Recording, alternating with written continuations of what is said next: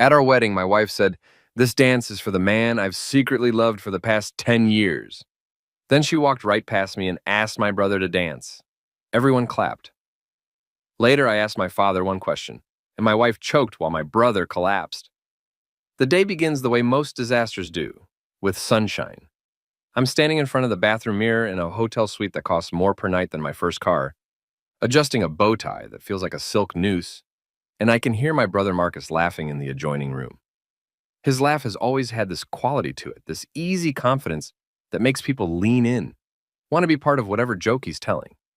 Even through the wall, even muffled by expensive insulation and the sound of running water, it carries. My hands are shaking. I tell myself, it's normal. Wedding day jitters, everyone gets them. The rational part of my brain, the part that spent 6 years in graduate school, that published 3 papers on behavioral economics, that can calculate compound interest in my head, knows that nervousness is a documented physiological response to major life events. Cortisol levels spike, heart rate increases, fine motor control deteriorates. But there's another part of my brain, a quieter part that lives somewhere beneath language, that whispers something else entirely. The bow tie finally cooperates. I look at myself in the mirror, really look, and try to see what Elena sees. What she's always said she sees: 6'1", decent bone structure, dark hair that grays prematurely at the temples in a way my mother insists is distinguished. Broad shoulders from the swimming I did in college. Brown eyes that Elena once described as thoughtful, which I've always suspected was a kind word for unremarkable. I look like someone getting married. I don't look like someone whose world is about to end. "Daniel!" Marcus knocks on the bathroom door, still laughing. "Come on, man. Dad's here with the photographer. She wants to get some getting ready shots before we head to the venue." I open the door. Marcus stands there in his matching tuxedo, his bow tie perfectly straight on the first try, because of course it is. His smile wide and genuine and completely uncomplicated. He's 2 years younger than me, 29 to my 31, but people always assume he's older. He has that quality some people are born with: presence, charisma, whatever you want to call it. When Marcus walks into a room, the air pressure changes. "You look terrified," he says, but he's grinning, so it's supposed to be a joke. "Just nervous," I say. Normal amount of nervous. "Bro, you're marrying Elena Chen. You won the lottery. Be happy nervous, not execution nervous." He claps me on the shoulder, and something in my chest tightens. The thing about Marcus is that he means it. Every word. He's genuinely happy for me. When I told him I was going to propose, he hugged me so hard he lifted me off the ground. When Elena said yes, he bought us a bottle of champagne that cost more than he probably made that week. He's been the best man anyone could ask for. Organized the bachelor party, gave thoughtful toasts at every pre-wedding event, helped me pick out Elena's engagement ring. He's perfect. That's always been the problem. We walk into the main suite where my father's talking to the photographer, a woman in her 40s with impressive camera equipment and an air of patient professionalism. Dad sees us, and his face does this thing it always does when he looks at Marcus and me together. A little softening around the eyes, a smile that's equal parts pride and something I can't quite name. "My boys," he says, and there's genuine emotion in his voice. "Both of you, looking sharp." "Thanks, Dad," Marcus and I say in near unison, which makes Dad laugh. The photographer starts directing us, asking us to adjust our postures, look at each other, laugh naturally. That last one is always impossible when someone asks for it, but Marcus manages it somehow. Cracking a joke about the time I fell into a fountain, trying to impress a girl in high school, and soon we're all laughing for real. The camera clicks and whirs. "These are going to be beautiful," the photographer says. "The love in this family just shines through." Love, yes, that's what we have. That's what we've always had. I think about Elena, probably getting ready in another suite on another floor, surrounded by her bridesmaids and her mother and her sister. I think about the first time I saw her, 8 years ago at a networking event I almost didn't attend. She was wearing a red dress and talking about sustainable urban development with an enthusiasm that made everyone around her lean in, exactly the way people lean in when Marcus talks. I fell in love with her instantly, or I thought I did. The truth is more complicated than that, more layered. The truth is that I fell in love with the idea of someone like Elena loving someone like me. Smart, beautiful, ambitious Elena who could have chosen anyone, choosing Daniel Foster, the steady one, the reliable one. The one who shows up on time and remembers anniversaries and reads all the books she recommends. I worked so hard to be worthy of her. Daniel? My father's voice pulls me back. You okay, son? Yeah, I say automatically. Just thinking about the ceremony. You're not having second thoughts, are you? This from Marcus, and his voice is playful, but there's something underneath it. Concern, maybe, or curiosity. No, I say, and I mean it. I'm not having second thoughts. I'm having a thought that's been growing in the space beneath thoughts for months now, maybe longer. A thought I've been trying to ignore, the way you ignore a distant sound in the night, telling yourself it's just the house settling, just the wind, just nothing. The thought sounds like Elena's laugh when Marcus tells a joke. The thought looks like the way her eyes find him in a crowded room. The thought feels like the pattern I've been unconsciously mapping for 10 months, ever since I proposed, and she said yes, and everything should have been perfect, but instead started feeling slightly imperceptibly wrong. Let's get one of just the brothers, the photographer says, and Marcus and I stand together, his arm around my shoulders, both of us smiling. Click, whir, flash. Evidence of our happiness, captured forever. The venue is a restored mansion on the coast, the kind of place that charges enough per hour to fund a small country's GDP. Elena chose it. Elena chose everything, really. The flowers, white orchids and pale roses. The menu, locally sourced, seasonally appropriate. The string quartet, graduates of prestigious conservatories. The guest list, exactly 200 people, balanced carefully between our families and professional obligations. I arrived 2 hours before the ceremony, which the wedding planner insists is cutting it close. The planner is a woman named Claire, who speaks in a perpetual tone of controlled urgency, as if every wedding is one misplaced napkin away from complete collapse. Daniel, finally, she says, descending on me the moment I walk in. We need to do a walkthrough of the ceremony blocking. The officiant has some questions about the vows, and we need to finalize the pronunciation of Elena's grandmother's name for the reading. I follow her through the mansion's grand hallways, trying to absorb her rapid-fire instructions. The building is beautiful in that old money way, hardwood floors that creak with history, crown molding that required actual craftsmen, windows that look out over manicured gardens descending toward the ocean. Someone has filled every available surface with flowers, and the scent is almost overwhelming, sweet and funereal. In the main ballroom where the reception will be held, staff members are setting up tables with geometric precision. Each table has a centerpiece that probably costs more than my monthly rent. Each place setting includes more forks than any reasonable meal requires. Everything gleams. The first dance will happen here, Claire says, gesturing to a section of floor they've left clear. The DJ will announce you and Elena, you'll walk to the center, and then the spotlight will come on for your dance. We've timed it, 3 minutes and 42 seconds for the song you selected. After that, the DJ will invite everyone else to join, and we'll transition into the father-daughter dance, then the mother-son dance, and then open dancing. I nod, visualizing it. Elena and I, holding each other, turning slowly while 200 people watch. We practiced this. We took 4 lessons at a dance studio, Elena laughing every time I counted steps out loud. She said she loved that about me, how I approached everything with such careful attention, such earnest determination to get it right. It's going to be perfect, I told her after our last lesson. It doesn't have to be perfect, she said. It just has to be us. Now I look at the empty dance floor and I wonder what us even means. Daniel? Claire's looking at me expectantly. Did you hear the question? Sorry, what? The announcement. When you and Elena enter for the first dance, we have it as Mr. and Mrs. Foster, but Elena wanted to check if you'd prefer Daniel and Elena Foster, or if she should keep her name, so it would be, she can keep her name, I say. Of course she can keep her name. Claire makes a note. So the DJ will say, Daniel Foster and Elena Chen? Sure. You should probably discuss this with Elena before. It's fine, whatever she wants. Claire looks at me for a moment longer than necessary, her professional mask slipping just enough for me to see concern underneath, but she recovers quickly, making another note, moving on to the next item on her infinite list. The officiant is a friend of Elena's family, a woman named Dr. Morrison, who teaches philosophy at the university where Elena got her undergraduate degree. She's in her 60s with silver hair and the kind of calm presence that makes you understand why people trust her to conduct the most important ceremonies of their lives. Daniel, she says warmly, shaking my hand, are you ready? As ready as I'll ever be. That's the spirit. She smiles.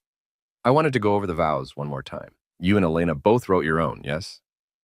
I nod. My vows are memorized, rehearsed in front of the mirror until the words lost all meaning and became pure sound. I can recite them right now if needed. I can say them and mean them because they're true. Every promise I made on paper is a promise I intend to keep.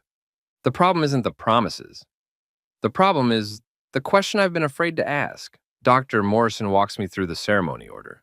Processional, opening words, readings, vows, ring exchange, pronouncement, recessional. It's all very standard, very traditional, which is what Elena wanted. Something classic, she said. Something that feels timeless. And you're comfortable with everything? Dr. Morrison asks. Yes? No last-minute additions or changes? No. She studies me, and I have the distinct impression that she sees more than I'm saying. But philosophy professors are probably good at that. Reading subtext, understanding what people mean versus what they say. Marriage is a profound commitment, she says carefully. It's normal to feel uncertain, even scared. Those feelings don't mean you're making a mistake. They mean you understand the weight of what you're promising. I know, I say. I do understand. Good. She pats my arm. Then I'll see you in a few hours. After she leaves, I walk out to the gardens. The ceremony will take place on a stone terrace overlooking the ocean, white chairs arranged in perfect rows, an arch covered in flowers marking where Elena and I will stand. Beyond the terrace, a stone staircase leads down through the gardens to the cliffs. And beyond the cliffs, the Pacific stretches toward the horizon, vast and indifferent. I think about the ocean's depth. How much exists beneath the surface that we never see? I think about the question I asked my father 3 weeks ago, late one night when we were both unable to sleep and sitting in his kitchen drinking coffee at 2 in the morning. The question that's been sitting in my chest ever since, growing heavier. Dad, I said, do you think Elena loves me? He looks surprised. Of course she loves you. She's marrying you. I know, I stopped, trying to articulate the thing I'd been feeling. Do you think she loves me the way I love her? Or do you think she loves me because I'm safe? My father considered this for a long time. That's one thing I've always appreciated about him. He doesn't rush to reassurance. He thinks. Daniel, he said finally, I think Elena cares about you deeply. I think she respects you, trusts you, enjoys your company. And whether that's the same thing you feel for her, that's something only the two of you can determine. But you've noticed it, I said, haven't you? The way she looks at Marcus. The silence that followed was answer enough. I'm probably imagining it, I said quickly. I'm just nervous. Pre-wedding jitters? Maybe, Dad said. But he didn't sound convinced. Now, standing in the garden with the ocean wind cutting through my tuxedo, I pull out my phone. I have a text from Elena, sent 20 minutes ago. Can't wait to see you at the altar. I love you. I text back, love you too. And I do. That's the thing that makes this so complicated. I love Elena. I love her intelligence, her drive, the way she cares about making the world better. I love how she remembers small details about my students, how she leaves notes in my lunch, how she falls asleep during movies and then insists she was just resting her eyes. I love her enough to ignore what I've been seeing, or I did, until 3 weeks ago when I asked my father that question and saw the truth reflected in his careful non-answer. The truth I've been building evidence for without meaning to. The truth that the patterns all point to, if you're willing to look at the data. Marcus's voice carries across the garden. He's talking to someone, the DJ, I think, his laugh bright and easy. He's been so helpful, so supportive. When I told him I was worried I'd mess up the first dance, he offered to practice with me. When I mentioned I was nervous about my vows, he read them over and said they were perfect. They're really moving. He's been the best brother anyone could ask for. I close my eyes and listen to the ocean. And I think about how drowning is supposed to be quiet. The guests arrive in waves, dressed in their wedding best, air-kissing and exclaiming over the venue. I watch from a window in one of the side rooms, trying to calm my breathing. Marcus is beside me, straightening his tie in a mirror. Big moment, he says. You ready? I think so. You think so? He laughs. Come on, man. You've been planning this for months. You've got this. I turn to look at him. Really look at him. My younger brother, who has always been the golden child without trying to be, who got straight A's without studying, made varsity as a freshman, dated the homecoming queen, who now works in marketing at a tech startup and has a salary that makes my academic income look like lunch money. Marcus, I say, can I ask you something? Of course, show anything. Do you think Elena and I are right for each other? He blinks, surprised. What kind of question is that? You're getting married in like 30 minutes. I know, just tell me honestly. Do we make sense together? Marcus is quiet for a moment, and I can see him actually considering the question, not just rushing to reassurance. This is one of the things I respect about him, despite everything. He has emotional intelligence. He pays attention. I think, he says carefully, that you and Elena are both good people who care about each other. And I think that's a pretty solid foundation for a marriage. But do we make sense? I press. The way some couples just fit? Daniel. He puts a hand on my shoulder, looks me directly in the eye. You're overthinking this. You always overthink things. Elena said yes. She wants to marry you. That's all that matters. I nod, but his answer feels like an evasion. Like a lawyer responding to a question with technically accurate information that somehow misses the point. Claire appears in the doorway. Okay, gentlemen, it's time. Daniel, we're seating your mother. Marcus, you'll walk her down and then take your place at the altar. Daniel, you'll be escorted by your father and then wait at the front. Everyone clear? We follow her instructions like actors, moving through a well-rehearsed play. My mother, beautiful in her blue dress, takes Marcus's arm and smiles up at him with obvious affection. They walk down the aisle together, and I watch from the doorway as guests turn to admire them. They look perfect together. My mother's elegance, matching Marcus's easy charm. Then it's my turn. My father offers his arm, and we walk down the aisle together. The guests rise. I can feel 200 pairs of eyes on me. But I keep my gaze forward, focused on the flower-covered arch where Dr. Morrison stands waiting. The music swells. The bridesmaids process down the aisle in their pale pink dresses, moving in synchronized steps. Elena's sister, her maid of honor, winks at me as she passes. Then, the music changes to the bridal march, and everyone rises again and Elena appears. She's breathtaking. Her dress is simple but elegant, fitted at the bodice and flowing from the waist, with delicate lace sleeves that catch the light. Her dark hair is swept up, a few carefully placed strands framing her face. She's holding a bouquet of white roses and orchids, and she's crying. Happy tears that she's not even trying to hide. She walks down the aisle on her father's arm, and her eyes find mine, and she smiles, that smile that made me fall in love with her 8 years ago. Except her eyes don't stay on mine. They flicker, just for a second. To the left, where Marcus stands. And I see it. The look. The one I've been trying to pretend I haven't been seeing for months. The look that says, I wish things were different. Then she's beside me. Her father is placing her hand in mine, and Dr. Morrison is beginning the ceremony. Dearly beloved, she says, we are gathered here today to witness the union of Daniel Foster and Elena Chen in holy matrimony. The ceremony proceeds exactly as rehearsed. The readings are beautiful, one from Khalil Gibran about love, one from Mary Oliver about attention as prayer. When it comes time for the vows, Elena goes first. She's written something lovely about partnership and growth, about choosing each other every day, about building a life together brick by careful brick. Her voice trembles when she promises to love me in sickness and health, for richer or poorer. Several guests are crying. I mean my vows when I say them. Every word. I promise to be her partner, her support, her safe harbor. I promise to love her unconditionally, to listen deeply, to choose her of all others. The ring exchange goes smoothly. Elena's hands are shaking when I slide the band onto her finger, and when she does the same for me, she whispers, I love you. I love you too, I whisper back. And it's true, it's just not the whole truth. Dr. Morrison pronounces us married. You may kiss your bride, and she says, and I do, and everyone cheers, and just like that, it's done.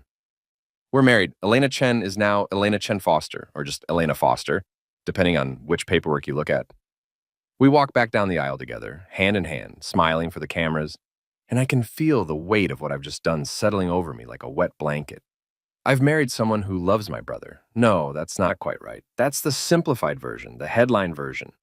The true version is more complicated. I've married someone who loves me but is in love with my brother, and the difference between those two things is everything. The cocktail hour passes in a blur of congratulations and small talk. Elena and I circulate among the guests, accepting hugs and well wishes, posing for what feels like thousands of photos.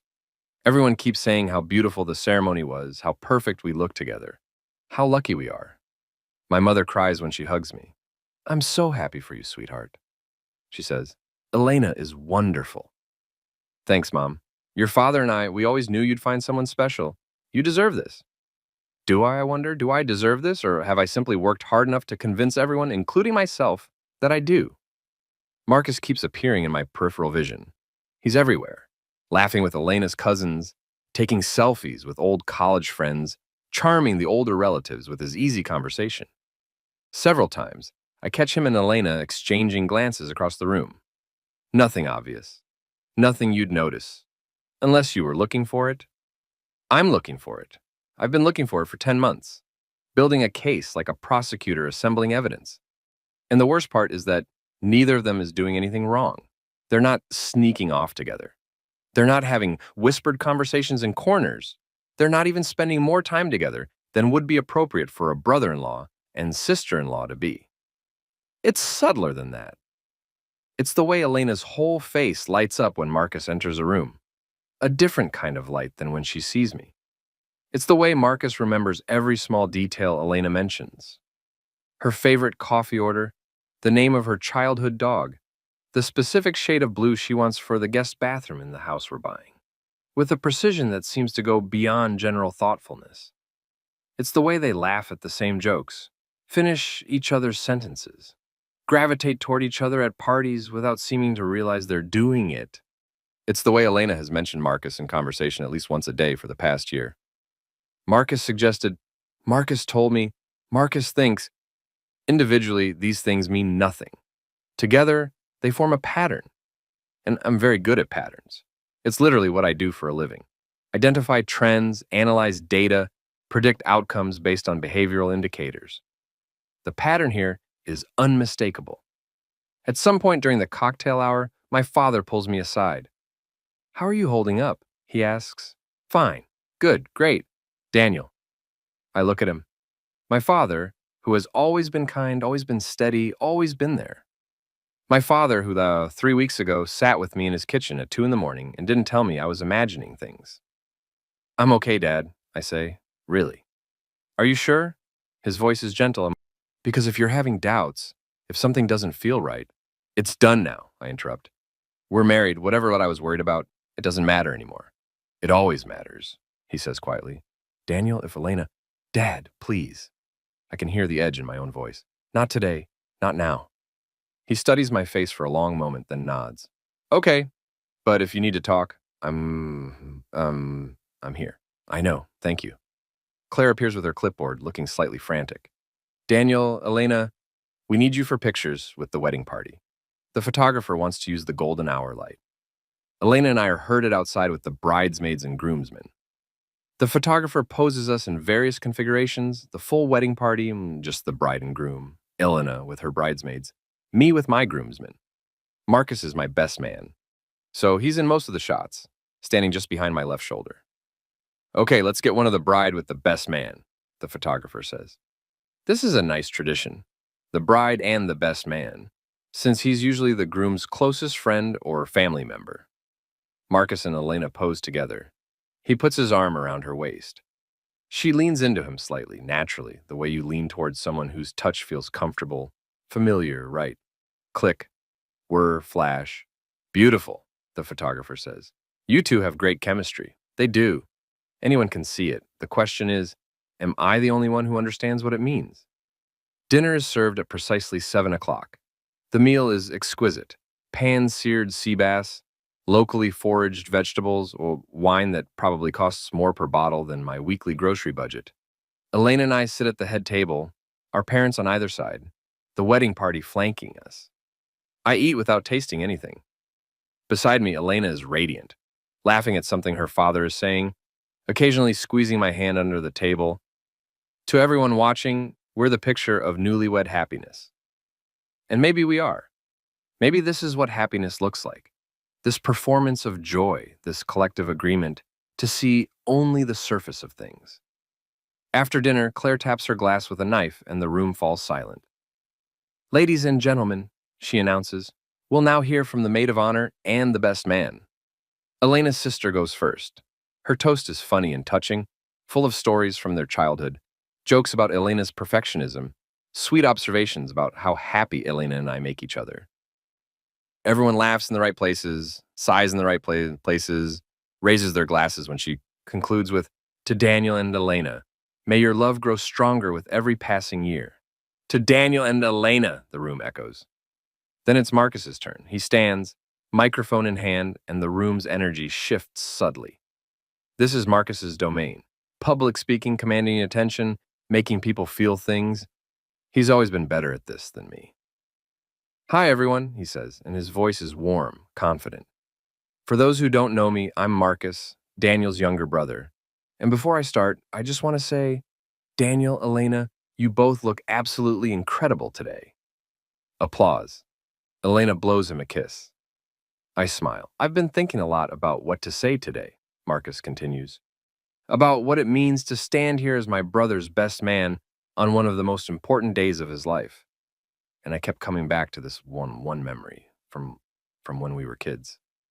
He pauses, and I can feel the room leaning in. Daniel and I were pretty different, always have been. I was the kid who could make friends with anyone, who got by on charm and luck. Daniel was the one who actually did his homework, who showed up on time, who kept his promises.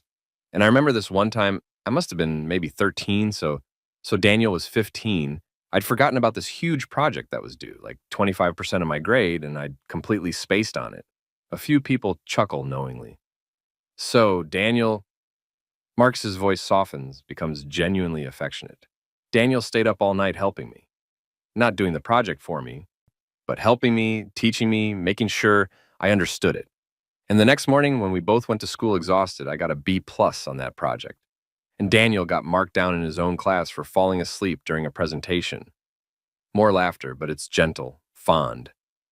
That's who my brother is, Marcus says, looking directly at me. He's the guy who sacrifices his own needs for the people he loves. He's dependable, loyal, kind. He's the person you want in your corner when things get hard. And Elena, he turns to her now, and I watch her face. Elena, you're getting the best man I know. Literally, the best man. Elena's eyes are shining with tears. And Daniel, Marcus continues, looking back at me, you're getting someone extraordinary. Elena is brilliant and ambitious, caring and beautiful inside and out. You two, his voice catches just slightly. You two are going to build an amazing life together. I'm honored to be here to witness the start of it. He raises his glass. To Daniel and Elena, may you find joy in every day, support in every challenge, and love in every moment. To my brother and his bride. To Daniel and Elena, everyone echoes, louder this time. Marcus sits down, and people are clapping, some standing, some wiping their eyes. It was a perfect toast, heartfelt, personal, emotionally intelligent. And as I watch Elena lean across to mouth thank you to Marcus, I think, he would have been perfect for her. They would have been perfect for each other. The thought sits in my chest like a stone. After the toast, Claire orchestrates the cake cutting, another perfect photo opportunity, and Elena and I feeding each other small bites while everyone watches. Then she's herding us toward the dance floor, and the DJ is adjusting his equipment. And this is it, the first dance, the moment every wedding builds toward. Ladies and gentlemen, the DJ announces, his voice smooth and practiced, please welcome to the dance floor for their first dance as husband and wife, Daniel and Elena Foster. The lights dim. A spotlight clicks on, illuminating a circle in the center of the dance floor. Elena takes my hand, and we walk into the light together. The music starts. Ed Sheeran's Thinking Out Loud, which Elena chose because she said it reminded her of us. We start to dance, moving through the steps we practiced at the studio. Elena is a better dancer than me. She makes it look effortless. I'm counting beats in my head, trying not to step on her dress. "You're doing great," she whispers. "So are you." "I love you," she says. "I love you too." And I do. Standing here with her in my arms, under the spotlight, I can almost convince myself that this is enough. That love, steady, reliable, chosen love, is sufficient even if it's not quite the lightning strike, soulmate, meant to be kind of love that movies promise us. We turn slowly. I can see guests watching from the edge of the dance floor, their faces soft with vicarious joy. My mother is crying again. Elena's father has his arm around Elena's mother, both of them beaming. And Marcus is standing near the front of the crowd, watching us with an expression I can't quite read. The song continues. Elena rests her head on my shoulder, and I hold her close, and this should be perfect. This should be the happiest moment of my life. Instead, I'm thinking about the question I asked my father 3 weeks ago. The question that's been growing in me like a tumor, pressing against my lungs, making it hard to breathe. "Daniel?" Elena lifts her head to look at me. "Are you okay?" "Yeah, just overwhelmed. It's a lot." "I know," she smiles. "But we did it. We're married." "We're married," I repeat. The song is building toward its crescendo, almost over. Just a few more bars, and then we can invite everyone else to join us, and I can disappear into the crowd, and this moment will become just another memory, another photograph in an album. But then the music cuts out, just stops. The sudden silence is jarring. People murmur in confusion. The spotlight holds on Elena and me, frozen mid-dance. The DJ fumbles with his equipment, says something about technical difficulties, and then Elena does something I will never forget. She steps back from me, just one step, but it's the most final movement I've ever seen. A step that creates distance, that breaks the circle of our embrace, that says, "Wait." "Ladies and gentlemen," she says, and her voice is loud enough to carry even without a microphone. The room falls completely silent. "I'm sorry, there's something I need to say." My heart stops. "Elena?" I reach for her, but she steps back again, shaking her head. "I need to say this," she repeats. She's looking out at the crowd now, not at me. I need everyone to hear it. "Elena, what are you doing?" This from her mother, alarmed. But Elena ignores her. She's radiating a kind of intense energy, like she's been holding something in for so long that it's finally broken free, and now she can't stop it if she tried. "This dance," she says, and her voice is shaking. "This first dance.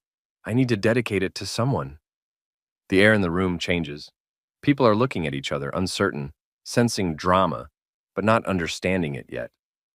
"Elena," I start, but she cuts me off. "I need to dedicate this dance to the man I've secretly loved for the past 10 years. The room explodes into whispers. I hear gasps, shocked exclamations. Someone drops a glass and it shatters. Elena is looking at me now, and there are tears streaming down her face, but she's also smiling, this strange, wild, liberated smile that I've never seen before. "The man I've loved," she repeats, "while I was with Daniel, while I was planning this wedding, while I was standing at the altar, promising to love, honor, and cherish. I was thinking about someone else." "Elena, stop!" My voice sounds distant and like it's coming from underwater. "Don't do this." But she's not stopping. She's turning now, scanning the crowd, and I know, God, I know who she's looking for. "The man I want to dance with," she says. "The man I should have married. The man I think about every day." Her eyes find him. "Marcus," she says. "This dance is for Marcus." The silence that follows is absolute. Every eye in the room swivels to my brother. Marcus looks like he's been struck by lightning. His face has gone completely white. His mouth opens, closes, no sound coming out. "Elena, what the fuck?" Someone says. I think it's Elena's sister.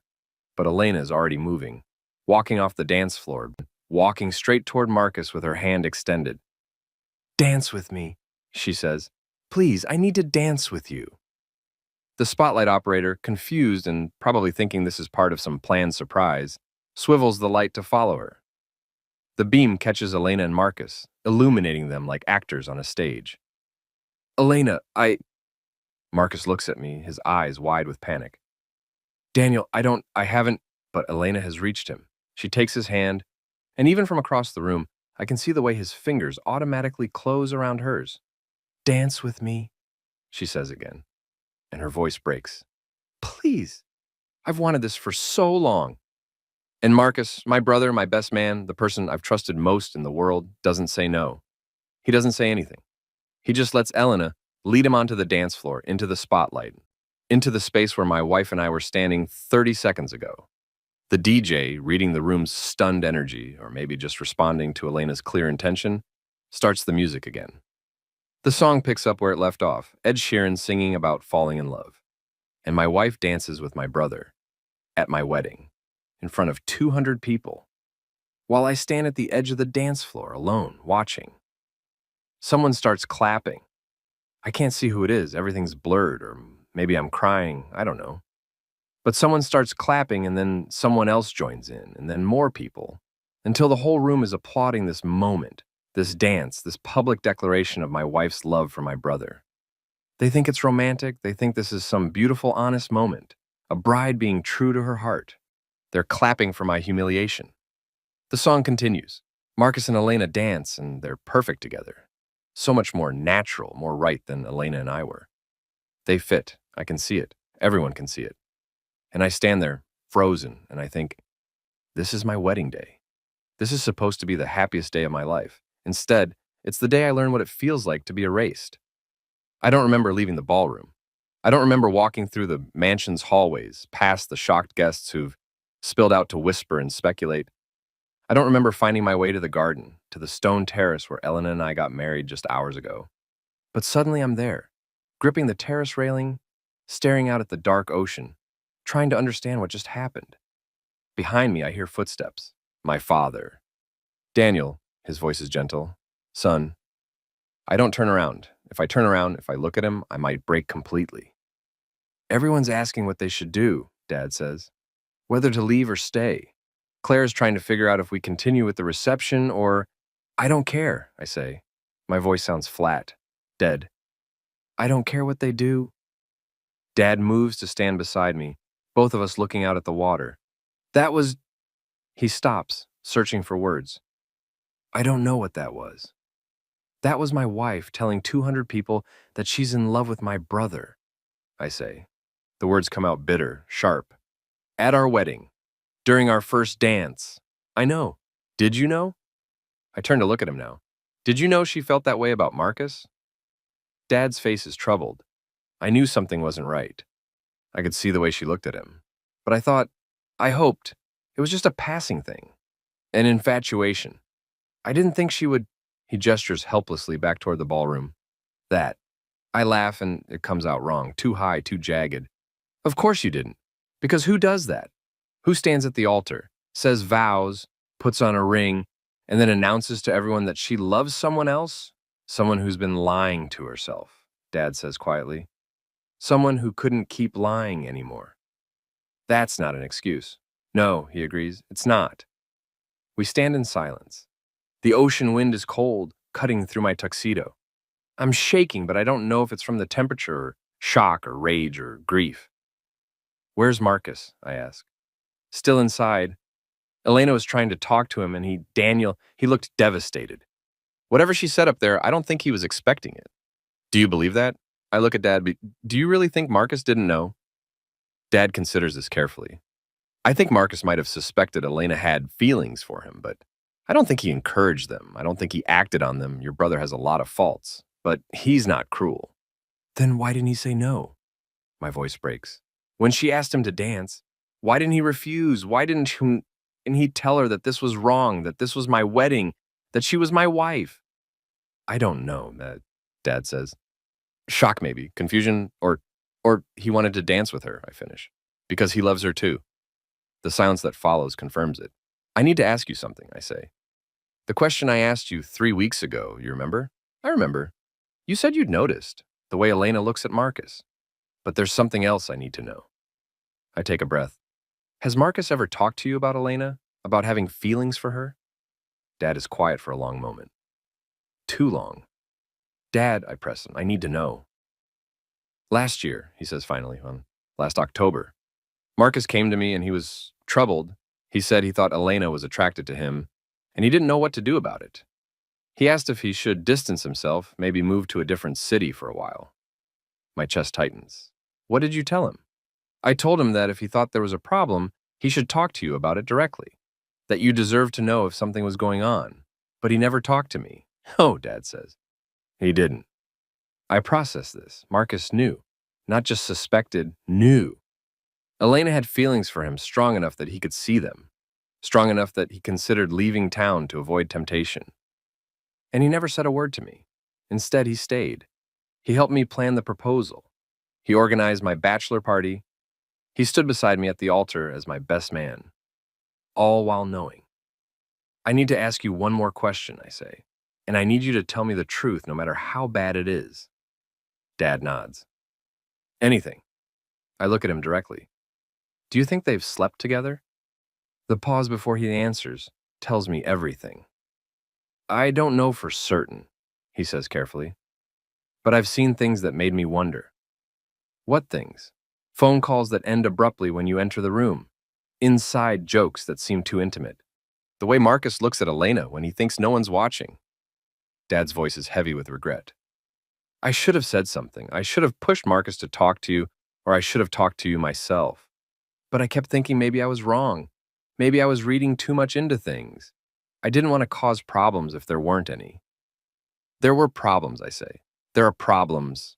My wife just announced her love for my brother in front of everyone we know. I know. Daniel, I'm so sorry. I shake my head.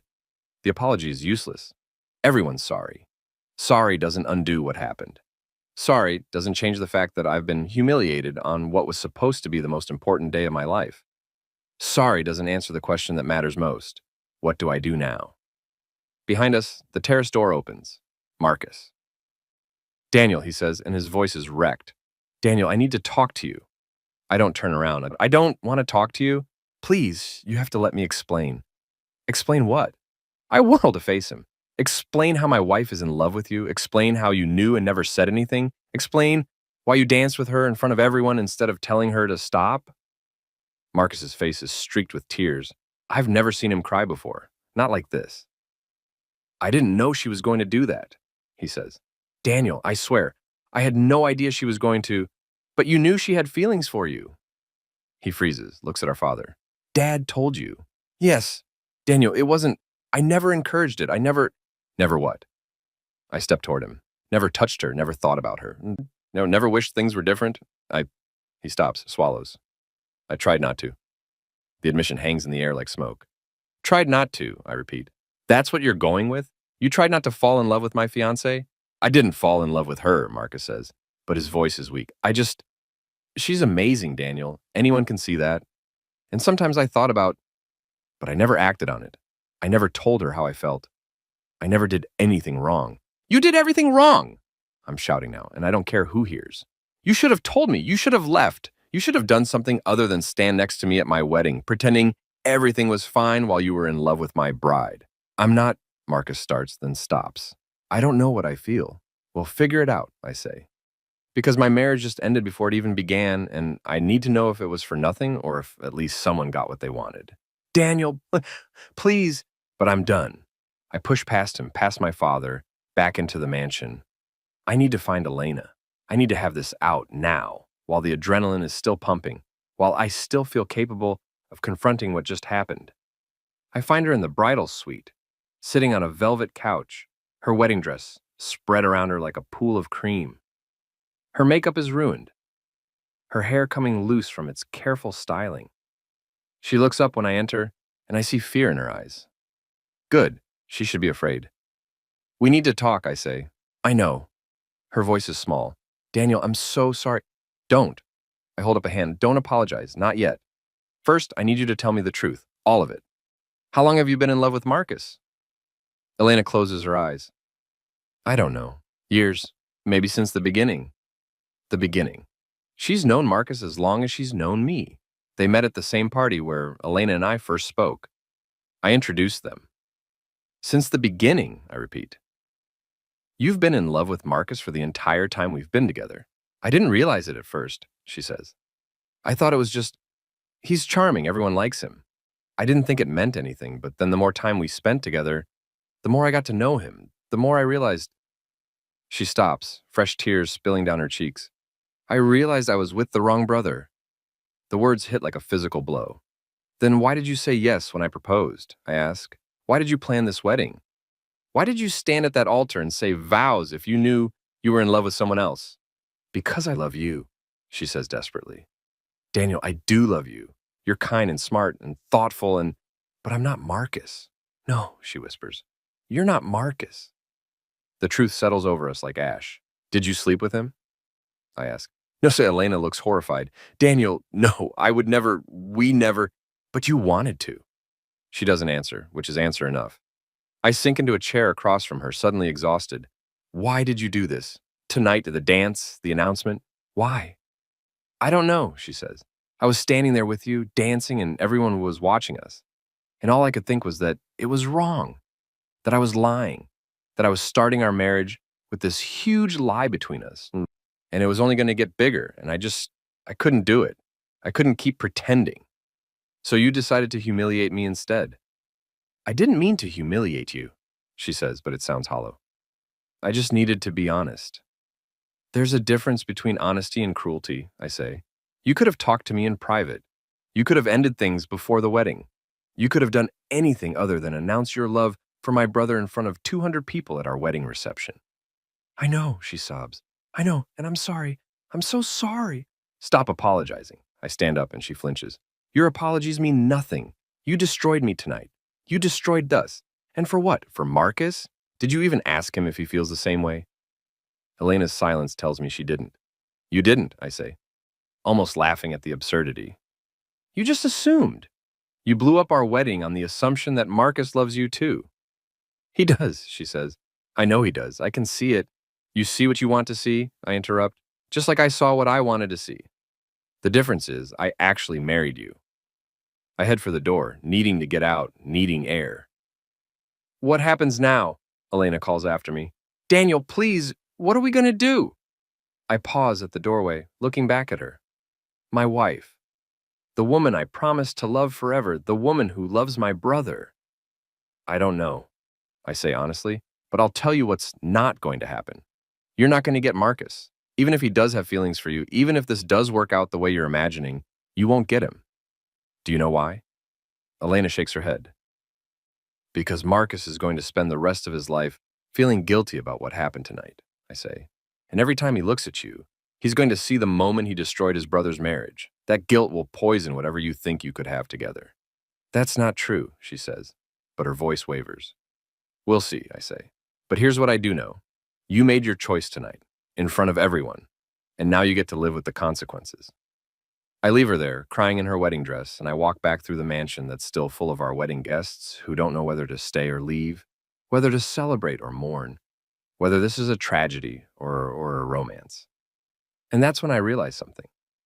I asked my father the question 3 weeks ago. I asked if he thought Elena loved me, and his answer, his careful, considered answer, told me the truth I'd been avoiding. But I never asked the follow-up question, the one that actually matters. I find my father still on the terrace. He's alone now. Marcus must have left.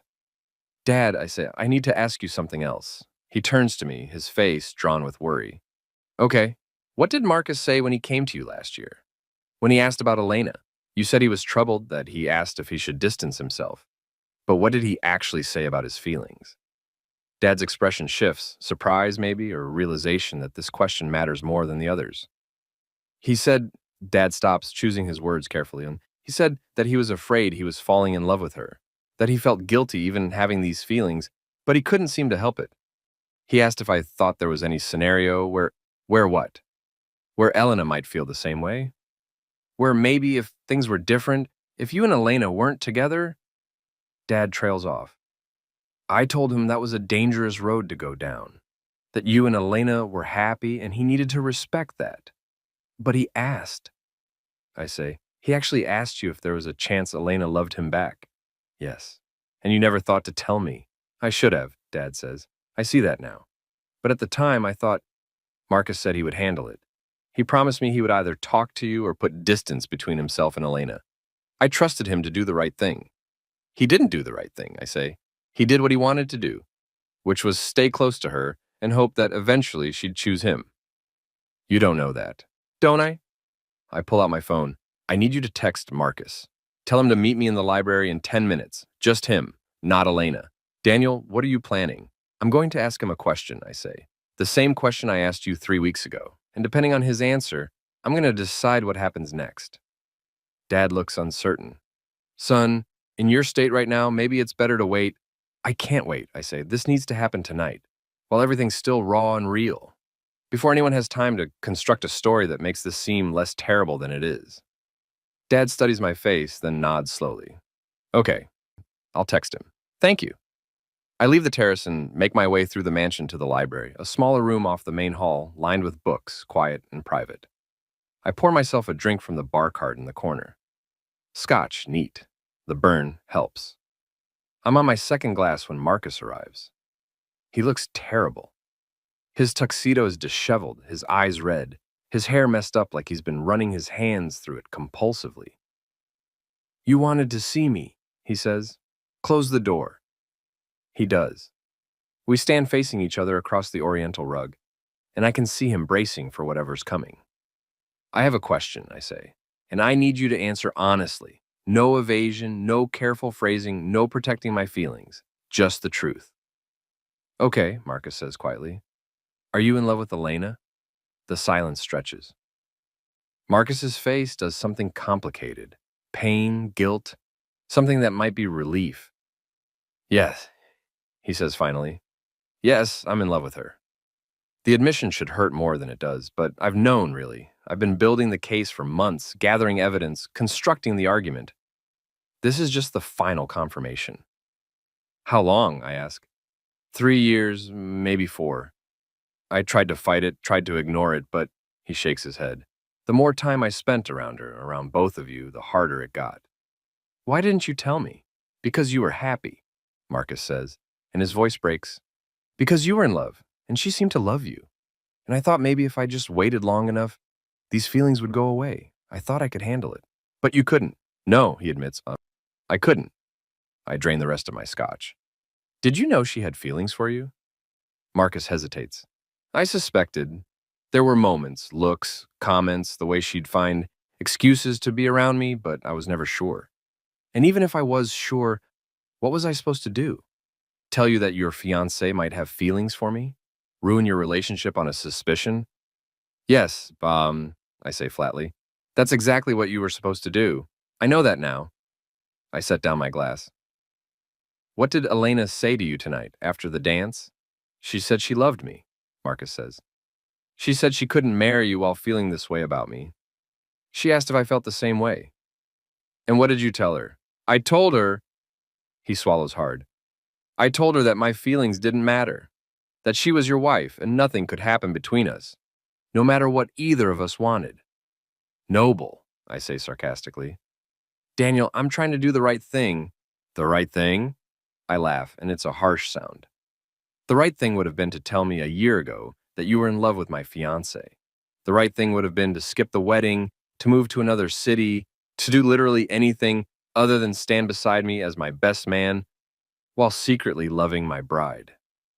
You're right, Marcus says. You're absolutely right. I fucked up.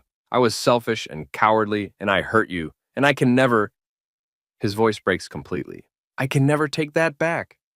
I look at my brother, younger by 2 years, taller by an inch, blessed with every natural advantage I had to work twice as hard to achieve. My brother, who I've loved and envied and admired my entire life. My brother, who is in love with my wife. Here's what's going to happen, I say. I'm going to ask you one more question, and your answer is going to determine everything that comes next. Marcus nods. Okay.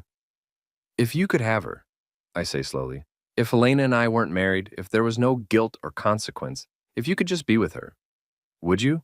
Daniel, that's not fair. Answer the question. Marcus closes his eyes. A tear escapes down his cheek. Yes. God help me, yes. If things were different, if I could... Yes. I would want to be with her. Thank you, I say. Thank you for finally being honest. I walk past him toward the door.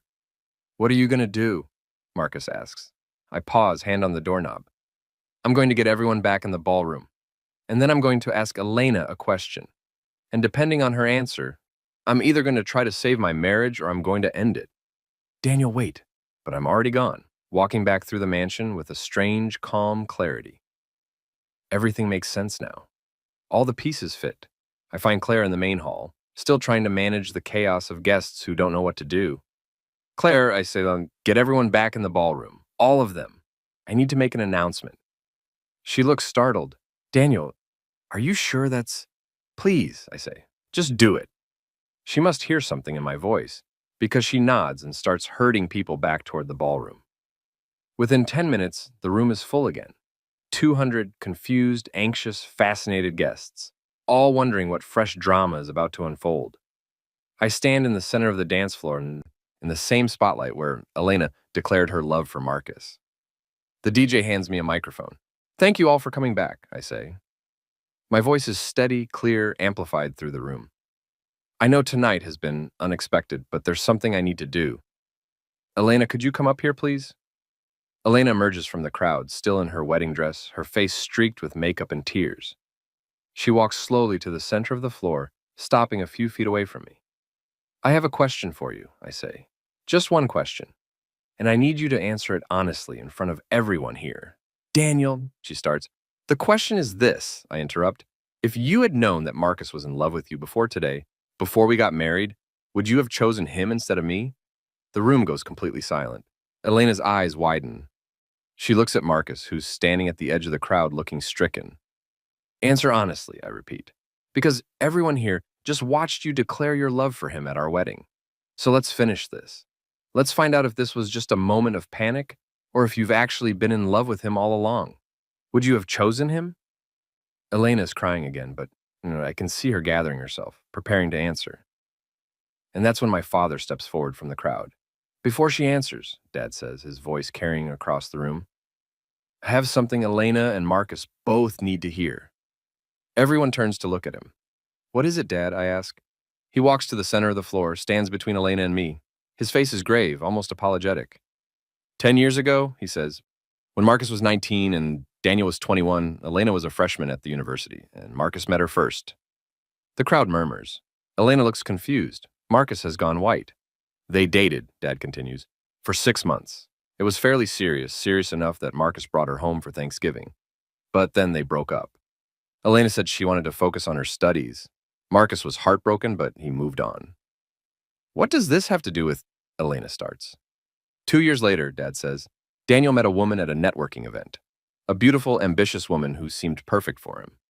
He introduced her to us, brought her to family dinners. That woman was Elena, but she never mentioned that she'd dated Marcus. And Marcus, when he saw her again, didn't say anything either. My mind is racing, trying to process this. You're saying Elena and Marcus dated before she and I met? Yes, Dad says. Why didn't anyone tell me? Marcus asked me not to, Dad says. He said it was in the past, that it didn't matter anymore, that he didn't want to complicate your relationship with Elena by bringing up ancient history. I turn to Elena. Is this true? You dated my brother before you met me? Elena's face is a mask of guilt. Yes, I didn't think it mattered. It was so long ago, and we were kids. But you knew, I say. When you met me, when we started dating, you knew I was Marcus's brother, and you never thought to mention that you dated him. I didn't want to make things weird, she says desperately. It was years in the past. I thought we could just move forward. I look at Marcus. And you? You just let me fall in love with your ex-girlfriend without saying a word? I thought she'd tell you, Marcus says, and when she didn't, I figured she had her reasons. And by the time it might have mattered, you were already in love with her, and I didn't want to ruin it. Ruin it, I repeat. You mean like how tonight's ruined? No one answers. I look at my father. You knew about this. For 8 years, you knew that Elena had dated Marcus, and you never told me. I promised Marcus I wouldn't, Dad says. And I hoped that it was truly in the past, that whatever they'd had was over and done with. I didn't realize until recently that maybe it wasn't. The pieces are all rearranging themselves in my mind, forming a different picture than the one I thought I'd been looking at. Elena didn't just fall in love with Marcus during our relationship. She'd been in love with him before we even met. She'd dated him first, broken up with him, and then, 2 years later, started dating me. Me. The older brother, the safe choice, the reliable backup plan. You never got over him, I say to Elena. Did you? When we met, when you started dating me, you were still in love with Marcus. No, she says, but it's weak. I mean, I don't know, maybe, but I fell in love with you too, Daniel. What I feel for you is real. Just not as real as what you feel for him, I finish. She doesn't deny it. I turn to Marcus. And you, when Elena and I started dating, how did you feel about it? Marcus's face is devastated. I was jealous, but I told myself I didn't have a right to be. We'd broken up. She'd moved on. And you were so happy, and I thought maybe she was better off with you. You could give her stability, commitment, things I wasn't ready for back then. But now you are ready, I say. Now you're older, more mature, and suddenly you realize you made a mistake. You let her go, and now you want her back. It's not that simple. It's exactly that simple, I interrupt. You both settled for me because you thought you couldn't have each other. And the moment it looked like maybe you could, you blew up my wedding to try to get back what you lost. That's not true, Elena protests. Daniel, I love you. I married you. You married me 2 hours ago, I say. 2 hours. And 30 minutes after that, you declared your love for my brother in front of everyone we know. So forgive me if I'm skeptical about the depth of your commitment. I look out at the crowd, 200 faces, all watching this disaster unfold, all bearing witness to the moment my marriage died before it even began. And suddenly I'm tired.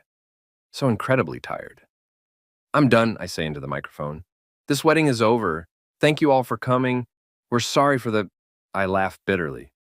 We're sorry for the inconvenience. I drop the microphone. It hits the floor with a loud screech of feedback. And then I walk out of the ballroom, out of the mansion, out into the night, where the ocean wind cuts through my tuxedo and reminds me that I'm still capable of feeling something, even if it's just cold. Behind me, I hear Elena calling my name.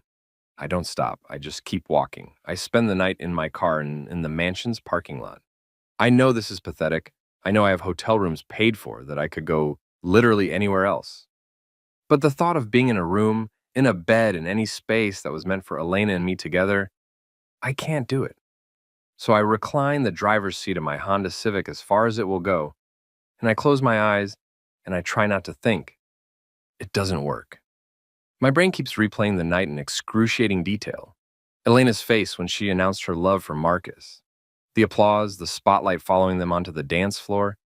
Marcus's confession in the library. My father's revelation about Elena and Marcus's previous relationship. Every moment is a fresh cut. Around 3 in the morning, someone knocks on my car window. I jolt awake. I must have finally fallen asleep and see my father standing outside, looking worried. I unlock the door and he slides into the passenger seat. I've been looking for you for hours, he says. Sorry. Don't apologize. I understand. He pauses. Are you okay? I laugh. No, Dad, I'm really not okay. Stupid question, he admits. I'm sorry, I don't know what to say. I don't know how to fix this. You can't fix it, I say. No one can. It's broken in a way that can't be repaired. We sit in silence for a while. Outside, the sky is beginning to lighten. Not quite dawn, but that pre-dawn gray that promises sunrise is coming. Why didn't you tell me? I ask finally. About Marcus and Elena dating before? If you'd told me from the beginning, I never would have. I know, Dad says. I've been asking myself that same question all night. Why didn't I tell you? And the truth is, I was trying to protect Marcus. He asked me to keep it secret, and I thought it was the right thing to do. I thought it was in the past, that it wouldn't matter. It mattered, I say. It was the only thing that mattered. I see that now. Daniel, I'm so sorry. If I could go back. But you can't, I interrupt gently. None of us can. We can only deal with what is, not what should have been. Dad nods. What are you going to do about the marriage? I don't know. Legally, we're married. But emotionally, practically, there's no marriage to save. How can there be? She's in love with Marcus. She's always been in love with Marcus. I stop, the realization hitting me fully for the first time. I was just the brother who was available. That's not fair to yourself, Dad says. Elena does love you. Maybe not the way you want to be loved, but nothing.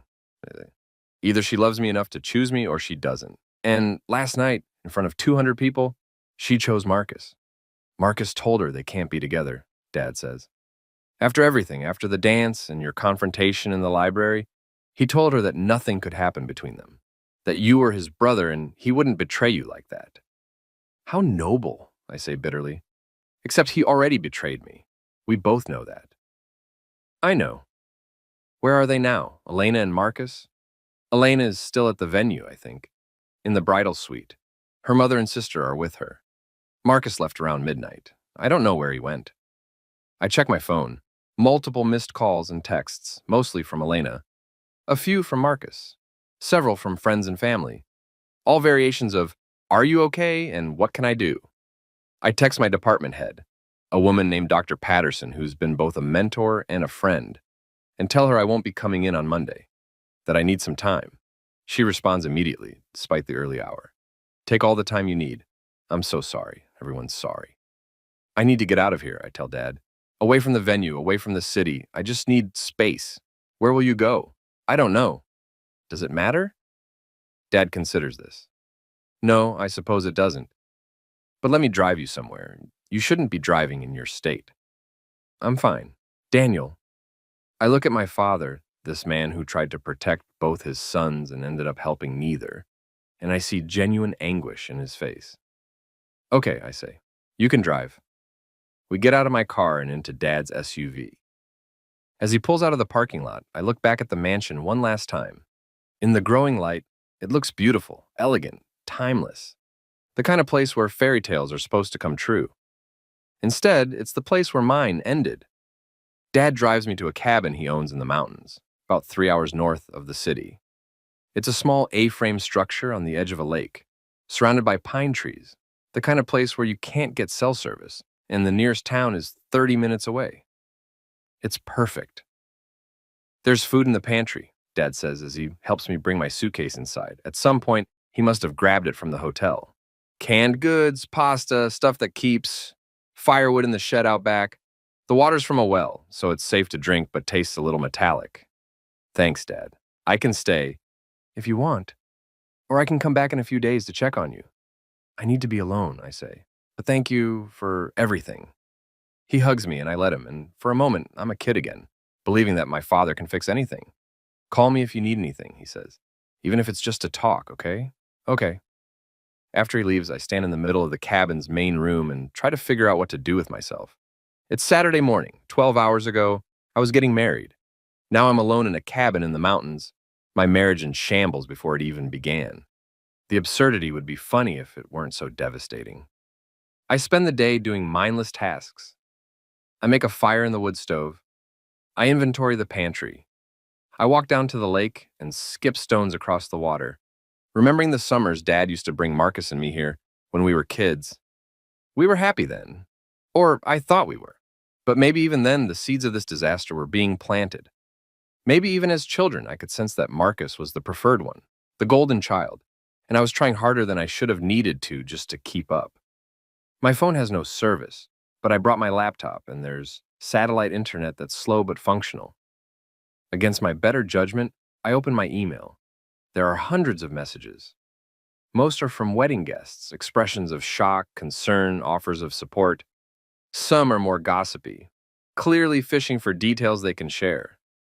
I delete those without reading. There's a long email from Elena.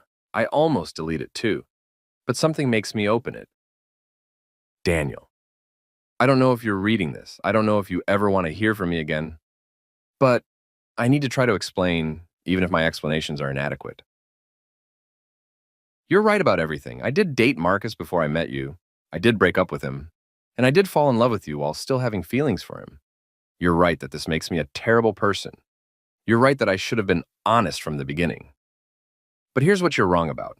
You're wrong that you were a backup plan. You're wrong that I settled for you. Daniel, when I met you at that networking event, I had no idea you were Marcus's brother. I didn't know until you introduced me to your family.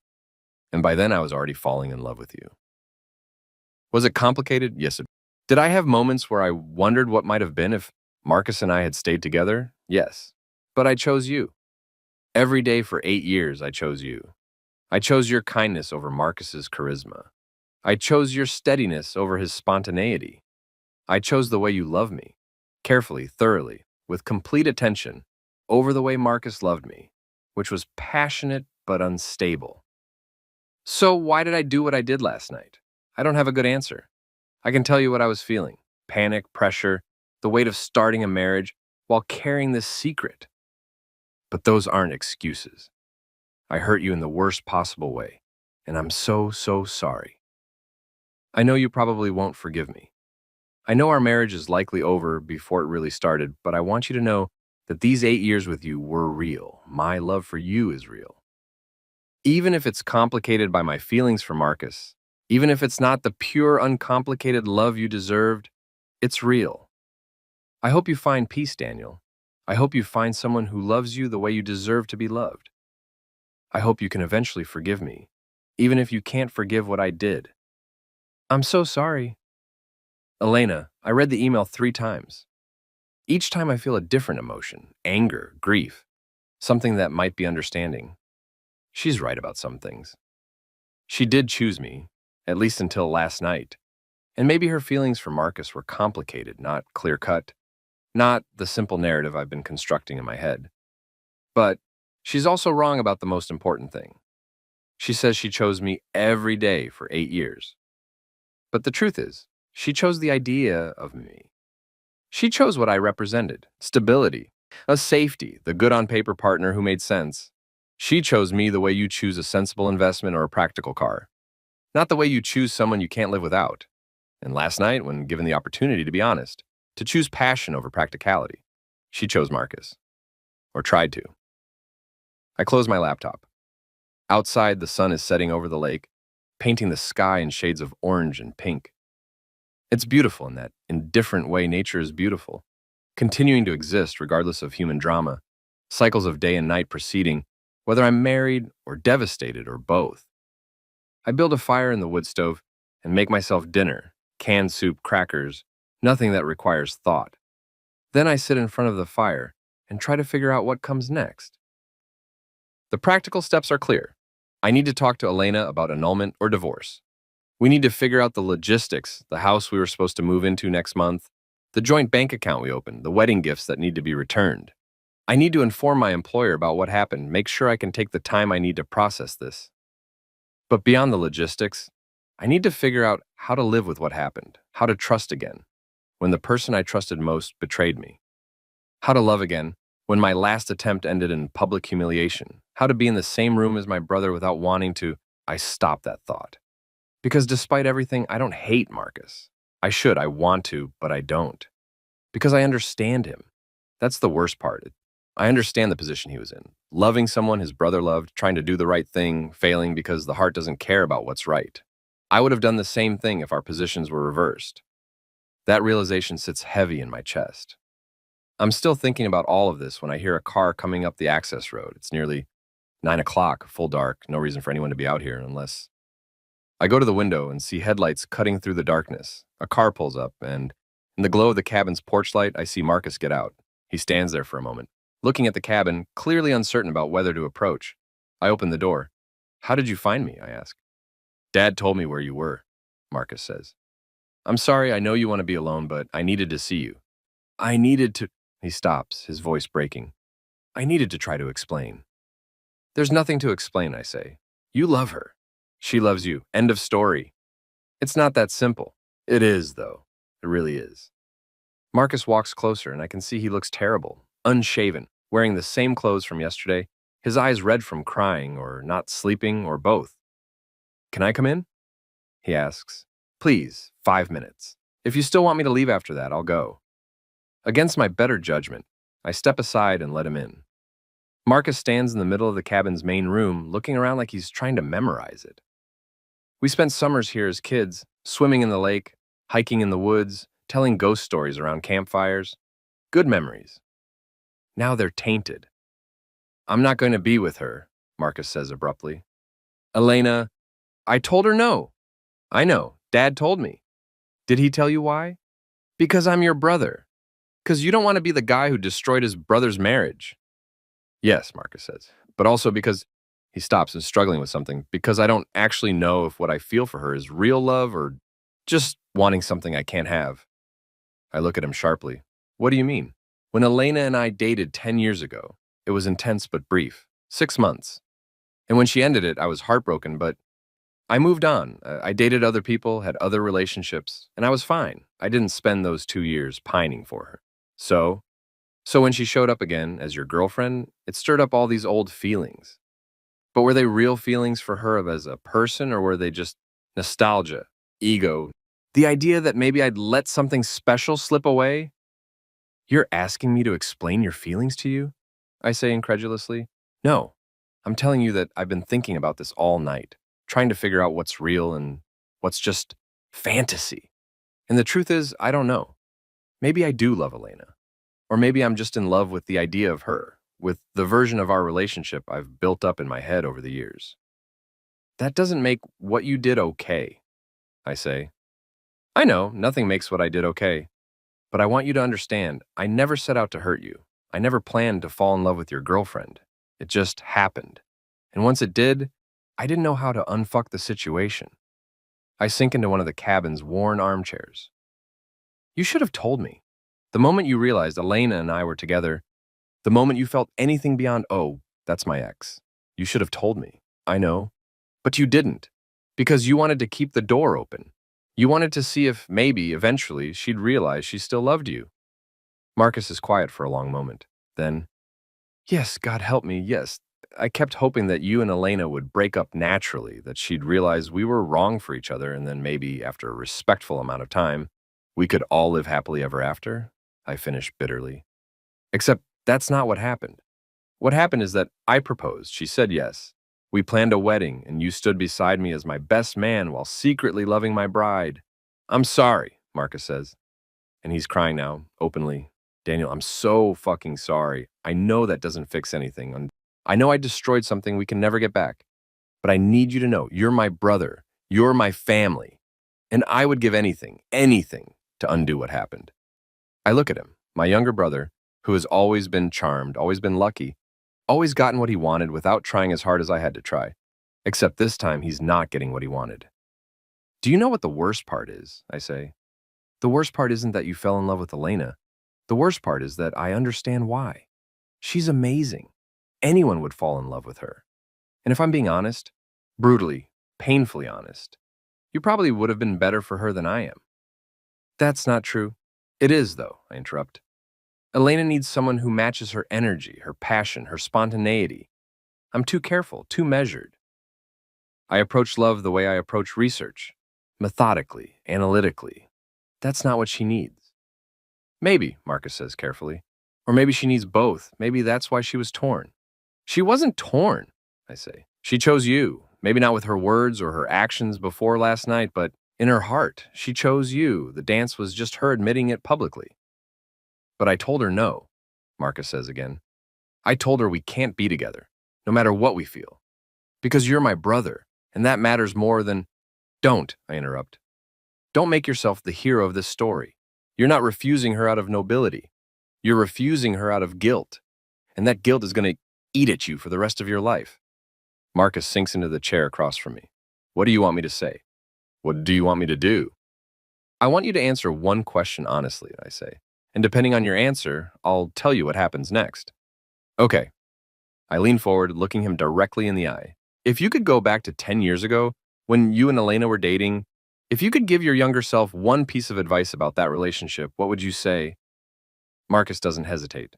Don't let her go. The answer hangs in the air between us. That's what I thought, I say quietly. Daniel, go home, Marcus. Get some sleep. And when Elena asks you again, because she will ask you again, tell her yes. What? Marcus looks stunned. I'm not going to... Yes, you are, I say, because I'm giving you permission. Because I'm telling you that I'm not going to stand in the way of you being with the person you actually love. But you and Elena are married. Barely, for one night. An annulment will be easy, the marriage was never consummated, and we can argue that Elena was under duress or confused or whatever legal argument makes sense. It'll be like it never happened. Daniel, you can't just... I can, I interrupt. I can decide that I don't want to be married to someone who's in love with my brother. I can decide that I deserve better than being someone's second choice. And I can decide that my relationship with you matters more than a marriage that was doomed from the start. Marcus is crying again. I don't deserve your forgiveness. You're right, I agree. You don't. But I'm giving it to you anyway, because I'm tired of being angry. Because I'm tired of this consuming everything. Because I want to move on, and I can't do that if I'm holding on to resentment. What about Elena? What about her? Do you forgive her too? I think about this. I don't know yet. That's more complicated, but eventually, yes, I think I will, because staying angry at her only hurts me, not her. Marcus stands up, walks to the window, looks out at the darkness. This doesn't feel right. It feels like you're sacrificing yourself for us. I'm not sacrificing anything, I say. I'm choosing myself for once. I'm choosing to not be in a relationship with someone who wishes I was someone else.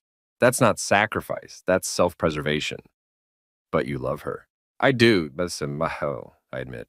I'll probably always love some version of her, but I can't be married to her. Not after last night. And not knowing what I know. Marcus turns to face me. What do I tell her? Tell her I stop thinking. Tell her that I'm filing for an annulment. Tell her that we're both free to move on with our lives. Tell her that I hope she's happy and I mean it. Do you? Mean it? Ask me in a year, I say. Right now, I'm not sure what I feel except tired, but I think eventually, yes. I'll want her to be happy, even if that happiness is with you. Marcus moves toward me like he might hug me, but I hold up a hand. Not yet, I say. I need time before we can, whatever our relationship is going to be after this. I need time before we get there. I understand. Good. Now go home, drive safe. And Marcus? Yeah? Don't fuck it up with her, I say. If you're going to be with Elena, if I'm going to lose her to you, at least make it worth it. Love her the way she deserves to be loved. Make her happy. Don't make my sacrifice meaningless. It's not a sacrifice, Marcus says. Yes, I say quietly. It is. After he leaves, I sit in front of the fire and watch the flames dance. Outside, I hear his car start up, drive away, the sound fading into silence. And then I'm alone. Really, truly alone. I think about what comes next. The annulment proceedings. Dividing up the wedding gifts. Explaining to friends and family what happened. The gossip, the sympathy, the inevitable questions about how I'm doing. I think about Elena, brilliant, beautiful, complicated Elena, and how she'll probably be happy with Marcus. How they'll probably be good together in a way she and I never quite were. I think about my brother and how we'll rebuild our relationship slowly over years until maybe someday I can be in the same room with him without feeling this ache in my chest. And I think about myself and what I want my life to look like now that it's no longer tied to Elena's. The answer surprises me. I want to be alone for a while. Really alone. Not dating, not looking for someone new to fill the Elena-shaped hole in my life. Just alone. Figuring out who Daniel Foster is when he's not trying to be worthy of someone extraordinary. Maybe I'll discover I'm actually okay on my own. Maybe I'll discover I'm more than just the careful, reliable, safe choice. Maybe I'll discover that being second best in someone else's story doesn't mean I can't be the hero of my own. The fire crackles, the cabin is warm. Outside, the stars are probably visible if I wanted to look up, but I don't. I just sit here in this moment, letting myself feel everything. Grief, anger, betrayal, relief, hope, exhaustion. Tomorrow, I'll start figuring out the practical next steps. Tomorrow, I'll begin the process of unmaking my marriage and rebuilding my life. But tonight, I just sit with the wreckage and let myself be broken. Because sometimes, before you can heal, you have to fully acknowledge the wound. And this wound, this humiliation at my own wedding, this betrayal by the two people I loved most, this discovery that the life I thought I was building was built on sand, this wound is deep. But I'll survive it.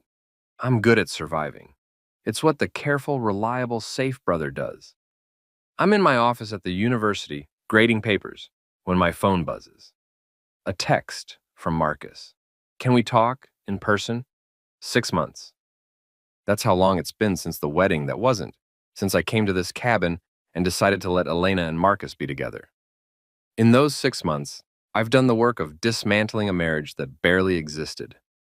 The annulment went through easily. We cited fraud, argued that Elena entered the marriage under false pretenses, which was technically true.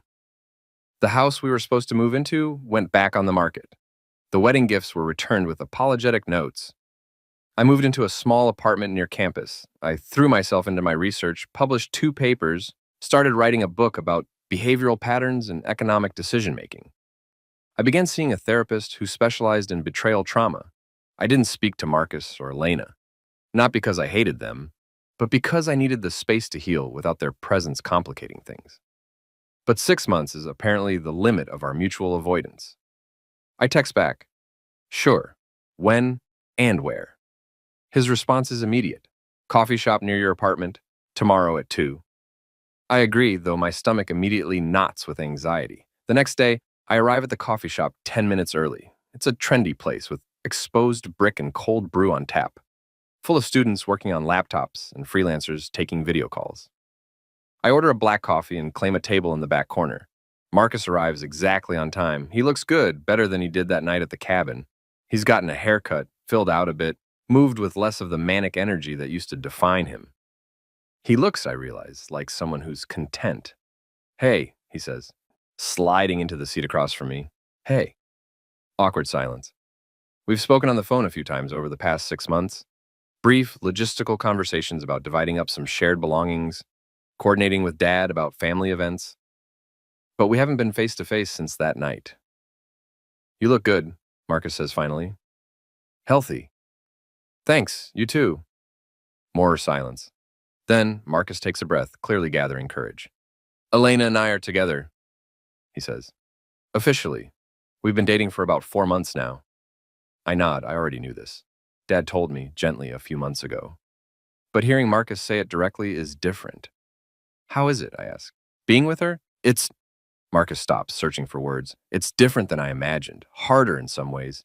The guilt doesn't go away just because we're together now. Every time I'm happy with her, there's this voice in my head saying I don't deserve it. You probably don't, I say, but my tone is mild. But then, none of us get what we deserve. We just get what happens. Marcus looks at me carefully. You seem okay, are you? Some days, I say honestly. Some days I'm fine. I go to work, see my students, have lunch with colleagues. Other days I wake up and remember what happened, and it hits me all over again. But the bad days are getting less frequent. I'm glad. Are you? I look at him directly. Glad that I'm okay? Or just relieved that you don't have to feel quite as guilty? Marcus winces. Both, probably. Daniel, I didn't come here to make excuses or ask for forgiveness again. I know what I did, I know what we did, but I wanted to... He pauses. I wanted to give you this. He pulls out an envelope and slides it across the table. What is it? I ask. Open it. I do. Inside is a check, made out to me from both Marcus and Elena's joint account, for an amount that makes my eyes widen. What the hell is this? It's every penny we spent on your wedding, Marcus says. The venue, the flowers, the photographer, the DJ, the caterer, everything. Elaine and I, we went through all the receipts and added it up. We know it doesn't fix what happened, but we needed to pay you back. I stare at the check. The amount is significant. Tens of thousands of dollars. Money that Elena and I had carefully budgeted for. Money that came from our savings and contributions from our parents. I can't accept this, I say. You have to, Marcus insists. Please, let us do this one thing to try to make amends. You can't make amends, I say. Not for this. The money doesn't change what happened. I know, but please, take it anyway. Use it for whatever you want. A trip, a down payment on a place, investment, anything. Just let us do this. I look at the check again. The truth is, the money would be useful. My post-divorce financial situation is tighter than I'd like. Okay, I say finally. Thank you. Marcus looks relieved. There's something else. Of course there is. Elena wanted me to ask if you'd be willing to meet with her. Not to get back together or anything like that. She knows that's not possible. But to talk. To maybe find some closure.